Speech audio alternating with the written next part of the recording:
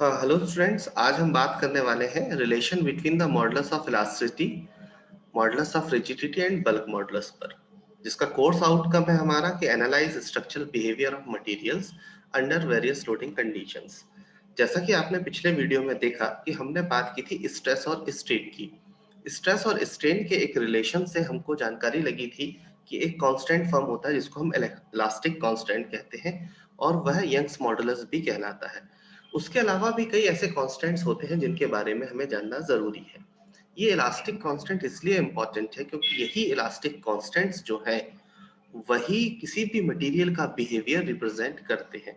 जिस तरह की लोडिंग उनकर ऊपर होती है उसी हिसाब से उनके उन पर स्ट्रेसेस डेवलप होती हैं।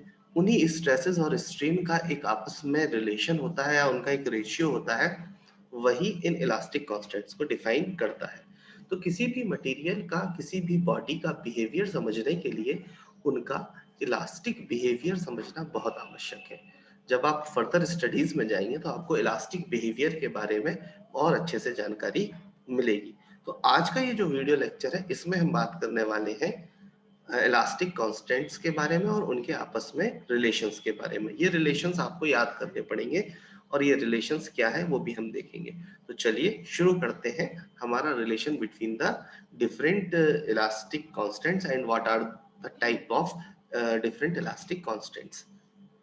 तो इस वीडियो लेक्चर का मेजर जो लर्निंग आउटकम है वो है the calculate change in volume of member for given stress condition and bulk modulus. तो change in volume is volumetric strain और bulk modulus. Bulk already defined as the for the volume, bulk means that is volume. इसके अलावा इसका learning outcome और क्या है? Calculate average shear stress, shear strain and shear modulus. So shear modulus क्या है आपका? शियर मॉडुलस आप मॉडुलस ऑफ रिजिडिटी को कहते हैं। तो इसके बारे में भी हम पढ़ने वाले हैं। तो चलिए आइए शुरू करते हैं हमारा इलास्टिक कांस्टेंट। तो सबसे बेसिक इलास्टिक कांस्टेंट है हमारा वो है यंग्स मॉडुलस या modulus of elasticity. Elastic constants are used to express the relationship between stress and strain. ये हम पढ़ चुके हैं और ये आपको भी मालूम है इस बारे में। हुक्स लॉ, हुक्स ने क्या कहा था कि stress is proportional to strain within the elastic limit. So stress upon strain is equals to a constant. तो स्ट्रेस और स्ट्रेन एक कांस्टेंट बनाएंगे within a certain limit. वो लिमिट कौन सी है? वो है लिमिट है इलास्टिक लिमिट। उसके बाद स्ट्रेस और स्ट्रेन आपस में प्रोपोर्शनल नहीं रहते। ये हमने शेयर स्ट्रेस स्ट्रेन डायग्राम में देखा था। This means that any stress corresponding to strain एक कांस्टेंट देगा। बराबर है कि अगर दोनों प्रोपोर्शनल है तो उस पर आपको एक पर्टिकुलर लिमिट तक स्ट्रेस जो प्रोपोर्शनल होगी स्ट्रेन की तो एक कांस्टेंट बिहेवियर को रिप्रेजेंट करेंगे और वही कांस्टेंट कहलाता है आपका इलास्टिक कांस्टेंट और जिसको हम कहते हैं यंग्स मॉडुलस और मॉडुलस ऑफ इलास्टिसिटी। ठीक है ना?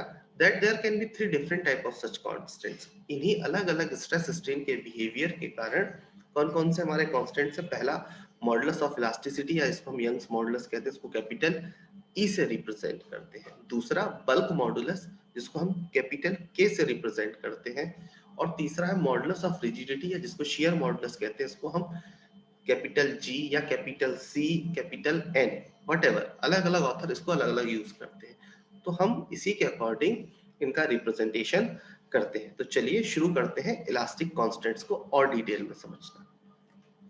पहला मॉडुलस ऑफ इलास्टिसिटी जो कि यंग्स मॉडुलस कहलाता है, इसको हम कैपिटल ई से बताते हैं। It is defined the ratio of the normal stress to the longitudinal strain. तो जो भी फोर्स लग रहा है उस पर जो स्ट्रेस डेवलप हो रही है उसकी लॉन्गिट्यूडनल डायरेक्शन में जो स्ट्रेन होगी उसको हम मॉडुलस ऑफ इलास्टिसिटी कहते हैं। So capital E numerically normal stress upon longitudinal stress, simply stress upon strain is called modulus of elasticity. ये बात आपको पता है, ये हम पहले भी देख चुके हैं कि stress is proportional to strain is equals to a constant. That constant is a Young's modulus, so also called modulus of elasticity. So capital E is equals to stress upon strain. That's it. अब बात करते हैं हम bulk modulus, इसको हम capital के से denote करते हैं।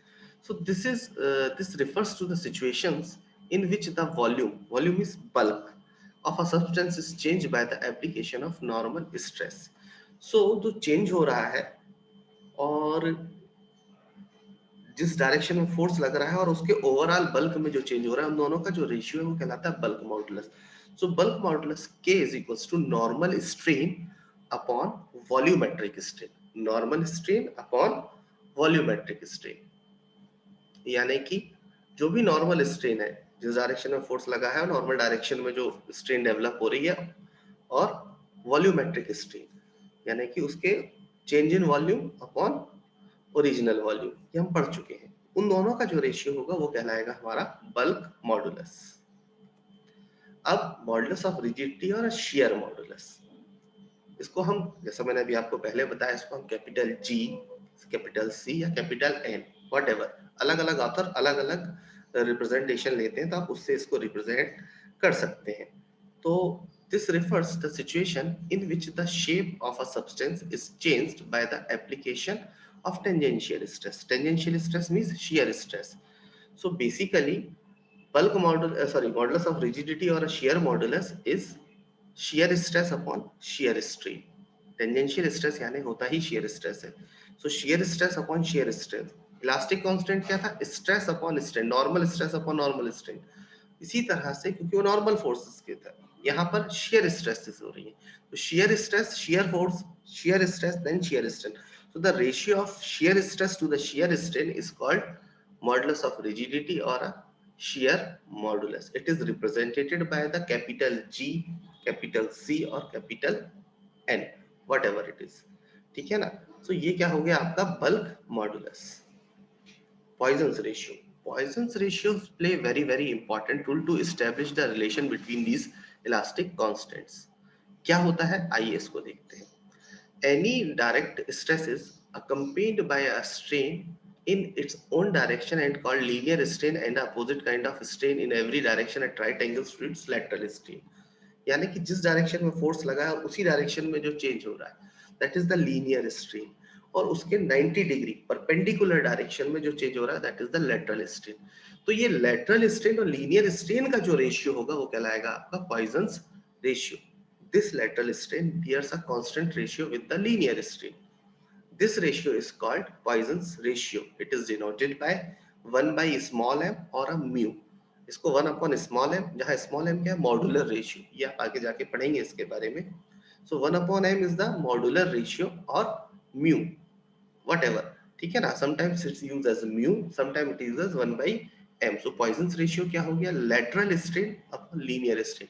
ये बात ध्यान रखिएगा, पॉइजन्स रेशियो की वैल्यू कभी भी किसी भी हालत में 0.5 से ज्यादा नहीं होती है। इसकी वैल्यू हमेशा क्या होती है, 0.5 से कम होती है। इन जनरल केस ये वैल्यू 0.25 टू 0.33 लाई करती है। सो क्या हो गया पॉइजन्स रेशियो, पॉइजन्स रेशियो यानी कि lateral strain upon linear strain. So lateral strain और लीनियर स्ट्रेन का जो रेशियो है वो कहलाता है पॉइजन्स रेशियो। ये रिलेशनशिप है आपके सामने, ये आपको याद रखना है, relationship among the constants. So modulus of elasticity, modulus of rigidity और मॉडुलस ऑफ शेयर मॉडुलस या बल्क मॉडुलस, इनके आपस के क्या रिलेशंस है वो आपकी स्क्रीन पर आपको दिखाई दे रहे हैं। जैसे एक मैं आपको बता दूं, E is equals to 2n in the bracket 1 plus 1 by m, या और you can write it 1 plus mu. So this is the relation of modulus of elasticity, Poisson's ratio and the modulus of rigidity. तो ये relations आपको याद करने हैं, इनके derivations आपके सिलेबस में नहीं है, इसलिए मैं इनके डेरिवेशंस के डिटेल्स में नहीं जा रहा हूं। अभी आपको इनको याद रखना है और इन्हीं की सहायता से आपको कुछ न्यूमेरिकल प्रॉब्लम्स सॉल्व करने आ सकते हैं, जो आपको सॉल्व करने हैं। जैसे कि 9k, where k is what, k is your bulk modulus, or E is your Young's modulus, N is your shear modulus। तो इनके आपस का रिलेशन आपको दिखाई दे रहा है। तो ये रिलेशंस आपको याद रखने हैं और आपको अलग अलग तरह से पूछे जा सकते हैं ये रिलेशंस लिखने के लिए, तो इनको आप ध्यान रखिएगा। शेयरिंग स्ट्रेस, हम शेयर स्ट्रेस की बात कर चुके हैं, अब हम यहाँ पर बात कर रहे हैं शेयर स्ट्रेन की। क्या है shear strain? Is when the deforming force produce change in shape of the body। ऐसा फोर्स जो बॉडी का शेप चेंज कर रहा हो। It is measured by the angle theta, जो कि रेडियन में मेजर किया जाता है। Through which a line originally perpendicular to the fixed face is turned due to the application of tangential force.